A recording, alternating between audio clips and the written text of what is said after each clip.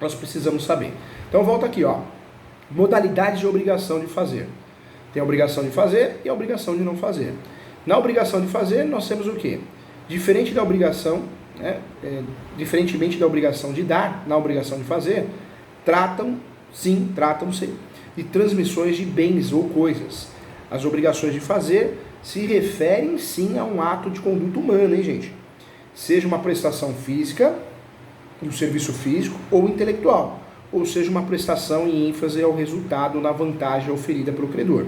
As obrigações de fazer, nós conversamos aqui, elas são divididas em duas espécies.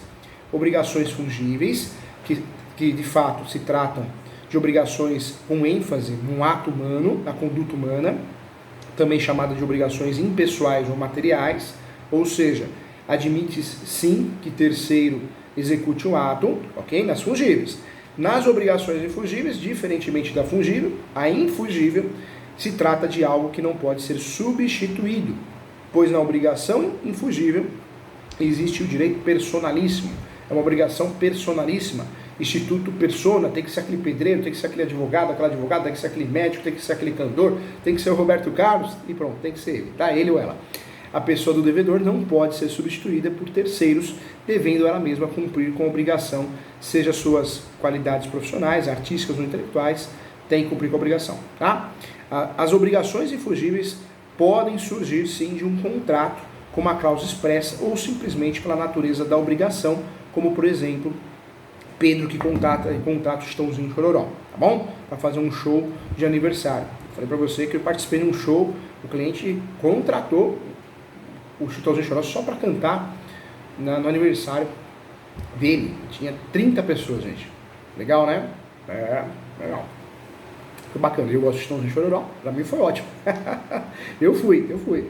Vamos lá, olha só que interessante. Quero trazer para você também, novamente aqui, vamos relembrar o que eu já tinha falado. Inadimplemento. O inadimplemento ocorre quando a obrigação não é satisfeita, seja de dinheiro, seja de obrigação de fazer, executar um serviço intelectual, físico, tá? O devedor, gente, não pratica o ato ao qual se obriga a fazer. Quando não há culpa por parte do devedor, a obrigação se resolve desde já, seja a obrigação fungível ou infungível, mas se houver culpa, este vai responder por perdas e danos, que é a nossa ação de dano moral, dano material, né? Que conforme dispõe o 248 do Código Civil. A obrigação infungível é aquela que não pode ser executada por terceiros. Guardou isso, né? Importante. Nas obrigações fungíveis, em que é possível executar por terceiros, e havendo inadimplemência por parte do devedor, o credor poderá mandar sim um terceiro a executar a obrigação à custa do devedor, sem prejuízo de indenização que for cabível. Quero que você guarde aqui, ó. O sujeito bate no meu carro. Eu posso fazer uma ação de obrigação de fazer contra ele, para que ele arrume o meu carro.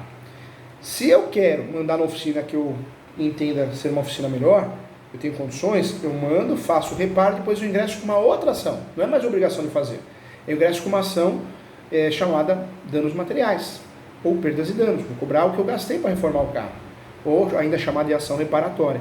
Olha como a história pode mudar dependendo da atitude que eu tomar. Então é importante, tá?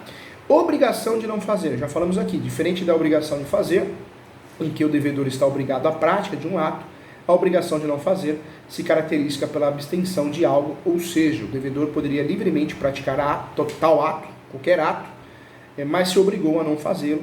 Trata-se de uma obrigação negativa. Obrigação de não fazer é obrigação negativa, tá?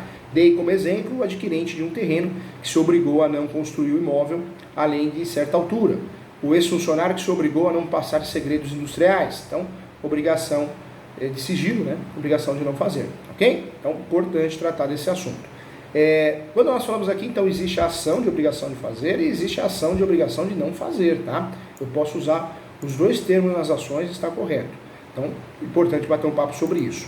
Quando eu falo de ação de obrigação de fazer, é uma ação mais utilizada no dia a dia, uma ação que nós utilizamos.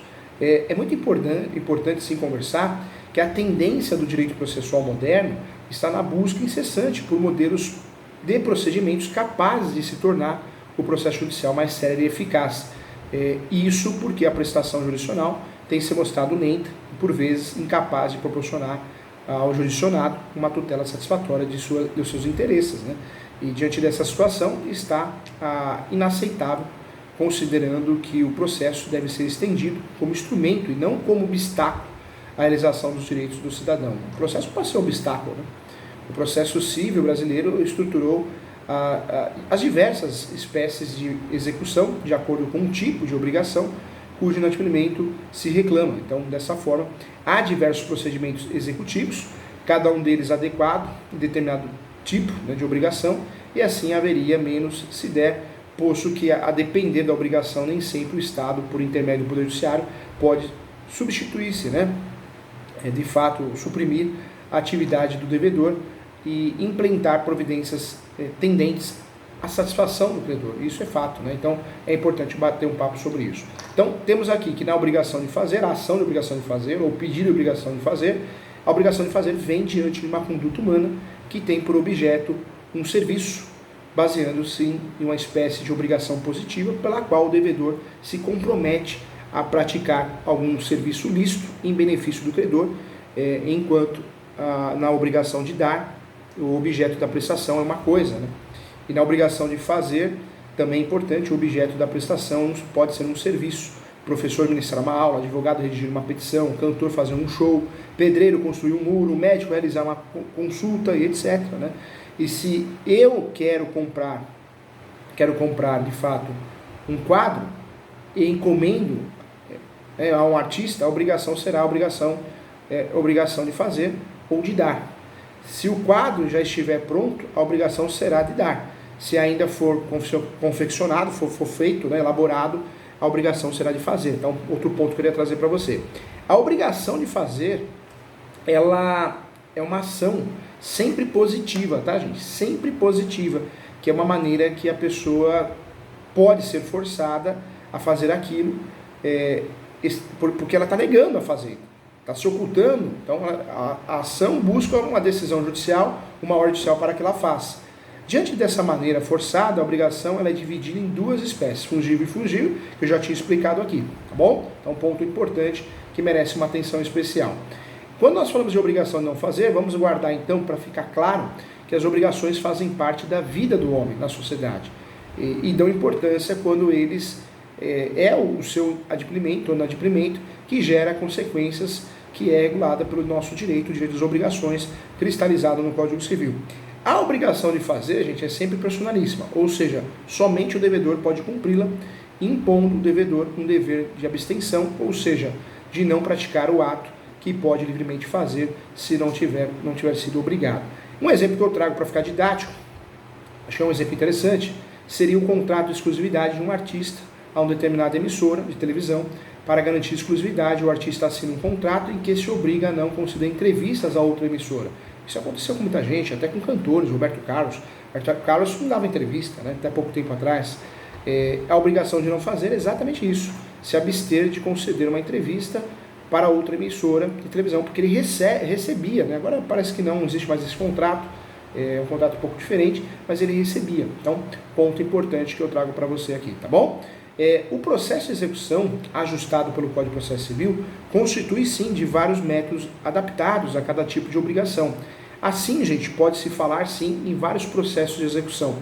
Ocorre que o Código, quando versa sobre a execução das obrigações fundadas em títulos judiciais, de fato, dá ao juiz maior poder de sua atuação. Seria mais ou menos uma exacerbação do poder geral da cautela. Entretanto, gente, é de se entender que há motivos para tanto. Afinal, quando o juiz profere uma sentença condenatória, o interesse no cumprimento do comando, ali exposto, né, inclui não é apenas o do exequente, mas também o interesse do Estado na efetivação da ordem jurídica e no respeito da autoridade da sentença, tá? Somente na execução imediata, de fato, da sentença é capaz de fazer surgir o tão desejado processo justo e favorável. Ninguém importa um processo cuja sentença demore anos, né, a ser executada ou que ninguém nem chegue a ser cumprida. Então, ninguém quer isso. Então, é importante, tá bom? Agradeço a você, obrigado pelo encontro, obrigado pela aula e até a próxima.